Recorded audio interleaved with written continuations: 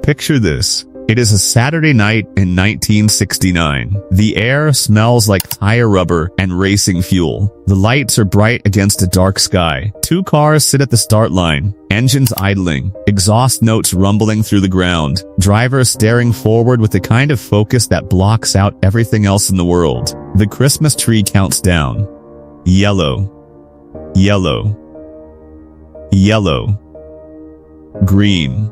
And in the next 13 seconds, everything that American automotive engineering had been building toward for a decade gets settled in the most honest way possible. Not in a boardroom, not in a magazine, not in an advertisement. On a quarter mile of asphalt, where the only thing that matters is what your car can actually do. This is the story of when muscle cars ruled the drag strip.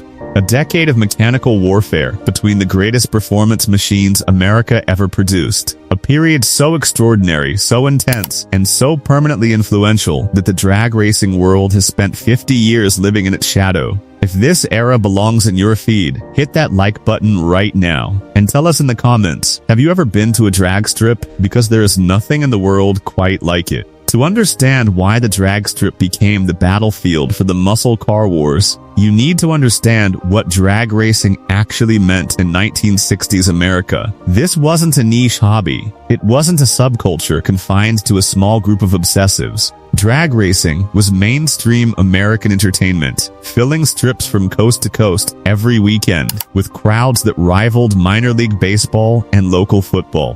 The NRA had established a legitimate sanctioning structure. Television was beginning to pay attention, sponsorship money was starting to flow, and Detroit was watching all of it very carefully. Because the connection between winning at the drag strip on Sunday and selling cars at the dealership on Monday was not theoretical. It was real, measurable, and understood by every product manager and marketing executive inside the major American manufacturers. Winning races sold cars. Full stop.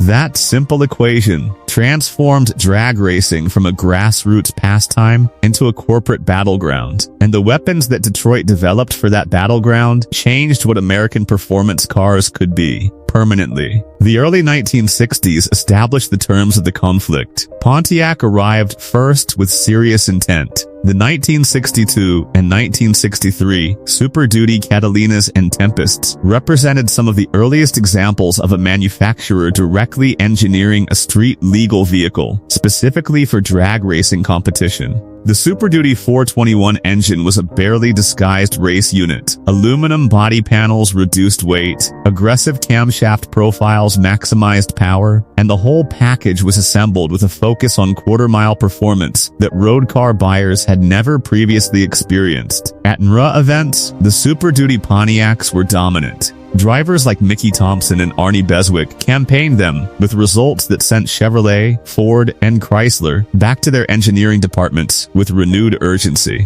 What happened next changed everything. The response from competing manufacturers wasn't cautious or measured. It was immediate and escalating.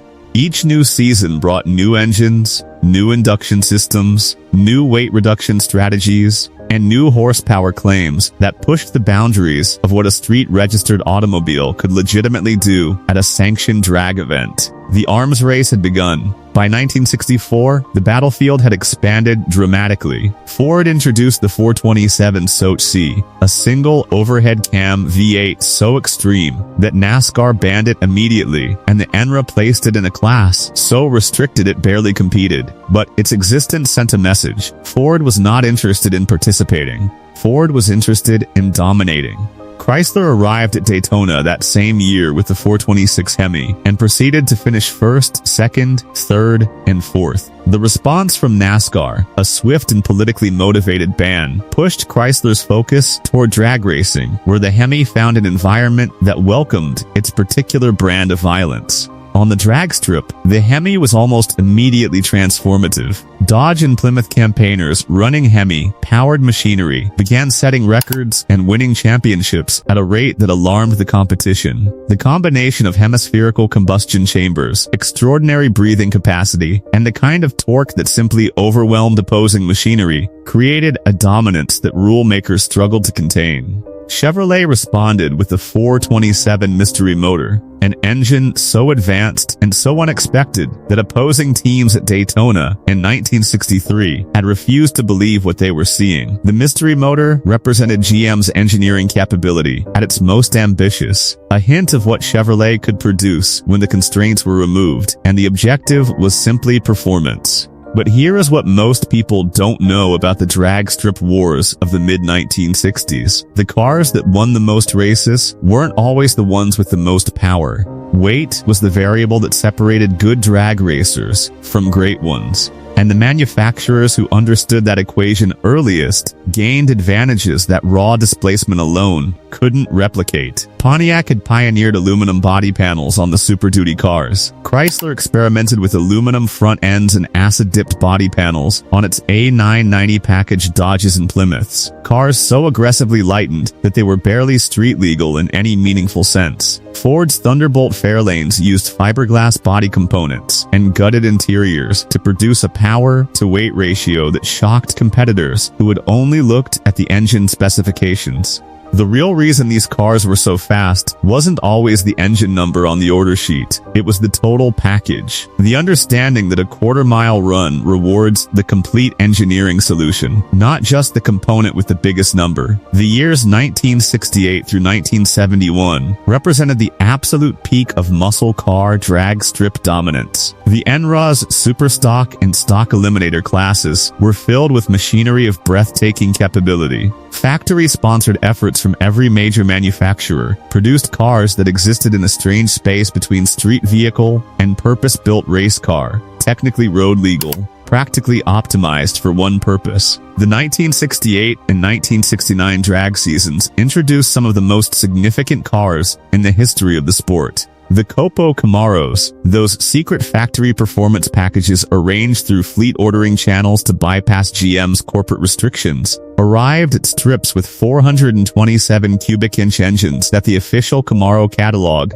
didn't acknowledge. Don Yenko's dealer network distributed cars of extraordinary capability to buyers who knew exactly what they were getting and exactly what to do with it. The 1969 ZL1 Camaro, that all-aluminum 427 that had cost more than a family home, ran quarter-mile times that made other superstock competitors question whether the scales had been properly calibrated. The weight advantage of the aluminum engine and a relatively compact Camaro body produced a power-to-weight ratio that few cars of the era could match. Across the country, the culture around drag racing had become something genuinely extraordinary. Local strips hosted weekly bracket racing that drew thousands of spectators. The names of successful racers became locally famous in ways that felt disproportionate to the scale of the events, because what those racers were doing represented something that resonated deeply with the American relationship with automobiles. Performance was democratic.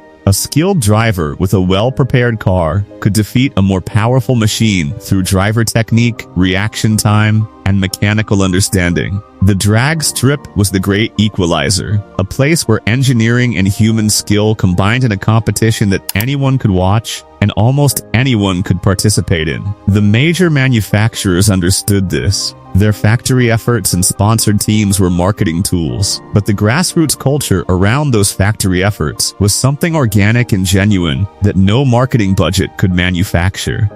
Then the era ended, not slowly, not gracefully. The 1972 model year brought compression ratio reductions mandated by new fuel requirements. Horsepower ratings fell across the board, some dramatically.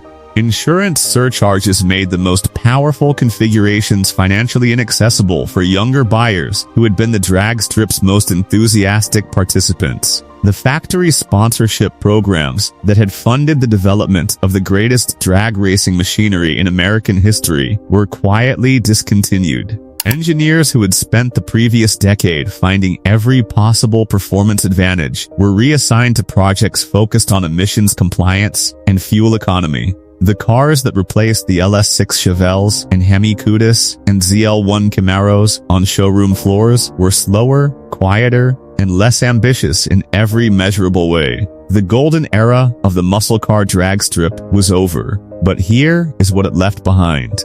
It left a standard of performance achievement against which every subsequent era has measured itself. It left a generation of engineers, drivers, and enthusiasts who had participated in something genuinely unprecedented. A period when the largest automotive manufacturers in the world were directing serious resources toward the single question of how fast a street car could run a quarter mile. It left records that stood for years, cars that became legends, stories that got better with every retelling.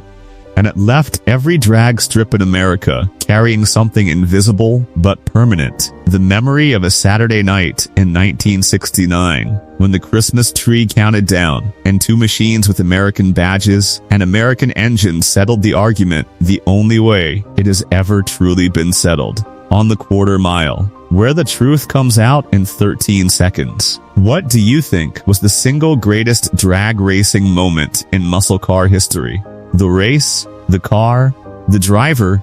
Drop it in the comments. This conversation is just getting started.